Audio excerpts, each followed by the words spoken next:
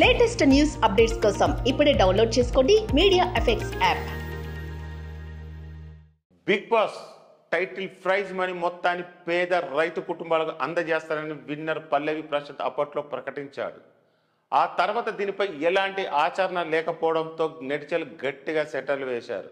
దీంతో ఇచ్చిన మాట నిలబెట్టుకుంటున్నా అంటూ ఇటీవల 2 వీడియోలు షేర్ చేశాడు. ఇందులో పేద కుటుంబానికి 1,00,000తో పాటు ఏడాదికి సరిపడ బియ్యాన్ని పంచాడు ప్రశాంత్. ఇక ఈ కార్యక్రమానికి బిగ్ బాస్ కంటెస్టెంట్లు శివాజీ, సందీప్ మాస్టర్, బోలో షావలి కూడా హాజరయ్యారు. ఈ సందర్భంగా శివాజీకి సరదాగా ఒక గిఫ్ట్ ఇచ్చాడు రైతు బిడ్డ. ఇందుకు సంబంధించిన ఫోటో తాజాగా షేర్ చేశాడు. ఈ గిఫ్ట్ చూసి నెటిజన్లు ఫన్నీ కామెంట్లు పెడుతున్నారు. శివాజీ చేతిలో బ్రూ కాఫీ పొడి డబ్బా పెట్టాడు పల్లవి ప్రశాంత్. దీంతో శివాజీ తెగ నవ్వుకున్నాడు. ఇందుకు శివాజీకి కాఫీ డబ్బు రైతు బిడ్డ ఎందుకు ఇచ్చాడు అనేది బిగ్ బాస్ ఆడియన్స్కు బాగా తెలుసు.